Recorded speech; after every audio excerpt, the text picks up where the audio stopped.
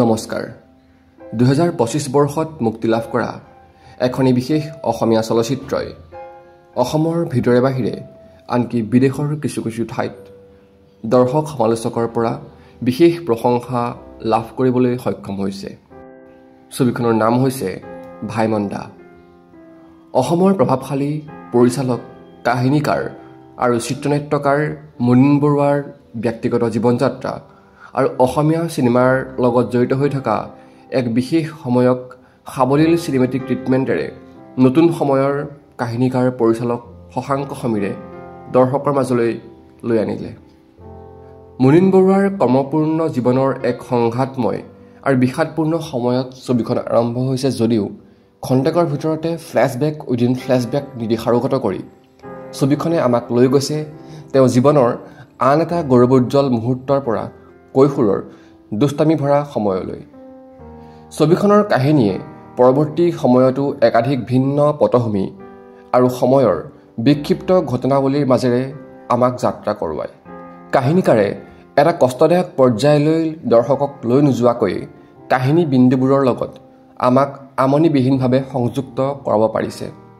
দেখা গৈছে অৰৈখিক চিত্ৰনাট্য হোৱা স্বত্বেও ভাইমন্দাৰ কাহিনীৰ লগত আমি একাত্ম হ'বলৈ প্ৰাক ক্লাইমেক্সৰ সময়লৈকে অপেক্ষা কৰি থাকিবলগীয়া হোৱা নাই। শিৱপ্ৰসাদ ঠাকুৰৰ দ্বাৰা পৰিচালিত বোৱাৰী আমি দূৰদৰ্শনত চোৱা মনত পৰে। ডেকা বয়সৰ বিজু ফুকন আৰু নেপথ্যত মহানন্দ মজুমদাৰ বৰুৱাৰ অম্লান কণ্ঠত প্ৰাণ পাই উঠা চাইকেল নহয় টিলিঙা, সেই অবিস্মৰণীয় সমাহাৰ কোনে পাহৰিব পাৰে। বোৱাৰীৰ নিৰ্মাতা শিৱপ্ৰসাদ ঠাকুৰে মুনিন বৰুৱাৰ যৌৱনাৱস্থাৰ সৃষ্টিশীল সময়ক এক বিশেষ গতি প্ৰদান কৰিছিল।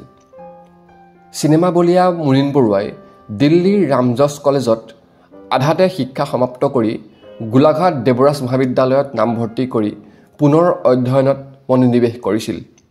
সেই সময়ছোৱাতেই মেণ্ডলিন বজাই থকা এজন যুৱকৰ পৰা কলেজৰ নাটকৰ অভিনেতা হোৱালৈকে এই যি সমগ্ৰ ঘটনাৰ প্ৰবাহ, তাৰ সৰ্বশেষ সাৰাংশটোতেই আমি মুনিন বৰুৱাৰ স্বকীয় শৈলীৰ প্ৰমাণ পাওঁ। মুনিন বৰুৱাৰ গাতে ভেজা দি ছবিখনে এটা প্ৰজন্মগত ব্যৱধানো অনুসৰণ কৰে। এই অনুসৰণতে আমি অনুধাৱন কৰোঁ পুত্ৰৰ হিতচিন্তাকাৰী অথচ পৰম্পৰাগতভাৱে ৰক্ষণশীল এজন পিতৃৰ কাৰাশাসনে 70-80 দশকৰ মুক্ত সাংস্কৃতিক মনৰ এজন শিশুৰ মনস্তাত্ত্বিক পৰ্যায়ত সংঘটিত কৰা চিন্তাৰ স্ফুৰণ আৰু পৰৱৰ্তী সময়ত মঞ্জুলা বৰুৱাৰ লগত বৈবাহিক জীৱনযোগে পিতৃত্ব অৰ্জন কৰা মুনিন বৰুৱাৰ আধুনিক আৰু উদাৰবাদী অভিভাৱকত্বৰ দৃষ্টিভংগী। পুত্ৰ আৰু পিতাৰ ভূমিকাত মুনিন বৰুৱাক পৰ্যবেক্ষণ কৰোঁতে আমি তেওঁ প্ৰতিনিধিত্ব কৰি থকা দুটা ভিন্ন সময়ৰ সমাজ সাংস্কৃতিক পৰিৱেশ প্ৰত্যক্ষ কৰিলোঁ। ছবিখনে মুনিন বৰুৱাৰ জীৱনসংগী আৰু কষ্টিউম ডিজাইনাৰ মঞ্জুলা বৰুৱাৰ যাত্ৰাটোক কিছু আৱেগ সন্তুলিত আৰু কাহিনী উপযোগী উপকাহিনীৰে সংলগ্ন কৰাটো জৰুৰী আছিল। এই কামটোতো কাহিনীকাৰ আৰু পৰিচালক সফল হোৱা যেন অনুমান হৈছে। আমি দেখা পাইছোঁ মুনিন বৰুৱাৰ জীৱনত বন্ধুমহলৰ ঘনিষ্ঠতা আৰু বন্ধুৰ প্ৰতি তেওঁৰ গুৰুত্ব। 80-90 দশকৰ সেই বন্ধুত্বৰ কটকটীয়া বান্ধোনৰ আধাৰত আজিৰ ডিজিটেল যুগৰ ফ্ৰেণ্ডশ্বিপৰ এক পৰিশীলিত পাৰ্থক্য আমি সহজেই অংকন কৰিব পাৰোঁ। অসমীয়া চলচ্চিত্ৰ উদ্যোগটোক আজিৰ ৰূপলৈ লৈ অহাত চলচ্চিত্ৰ সাংবাদিকতাৰ এক গুৰুত্বপূৰ্ণ ভূমিকা আছে।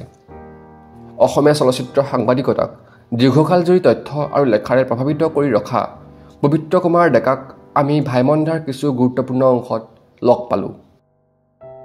দৰ্শক হিচাপে আমি উপলব্ধি কৰিছোঁ চিনেমা হলত বোমা ফুটোৱা, অনা অসমীয়া পৰিচালকে অসমীয়া চিনেমা নচলাওঁ বুলি সদম্ভে ঘোষণা কৰা, পাইৰেচিৰ দৌৰাত্ম্য, CD চিনেমাৰ উত্থান, চৰকাৰৰ ভূমিকা আৰু ৰাষ্ট্ৰীয় বঁটাপ্ৰাপ্ত ছবি চাবলৈ মানুহ হললৈ নহা, এই সকলোবোৰ ঘটনাৰ প্ৰত্যক্ষদৰ্শী আছিল মুনিন বৰুৱা।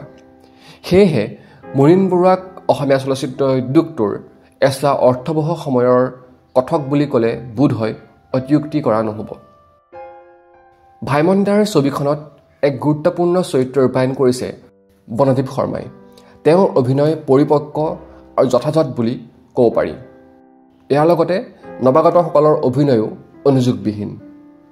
কেইবাটাও দশক জুৰি ব্যাপ্ত হৈ থকা চিত্ৰনাট্যক দৰ্শনীয় একক চিনেমাটোগ্ৰাফীৰে সমৃদ্ধ কৰিছে ভাঞ্চিনাথন মুৰুগেছনে।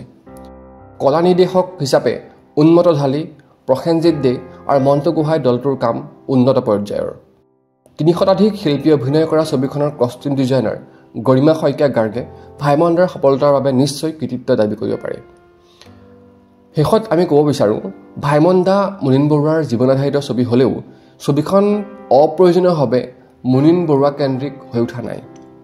কাহিনীকাৰ আৰু কলাকুশলীসকলৰ আন্তৰিকতাপূৰ্ণ প্ৰচেষ্টাত ছবিখন হৈ পৰিছে অসমীয়া চলচ্চিত্ৰ উদ্যোগৰ এছোৱা গুৰুত্বপূৰ্ণ সময়ৰ সংঘবদ্ধ আৰু প্ৰেৰণাদায়ী আলোকপাত, য'ত মুনীন বৰুৱা হৈ পৰিছে অন্বেষণৰ এক নিৰ্ভৰযোগ্য আধাৰ।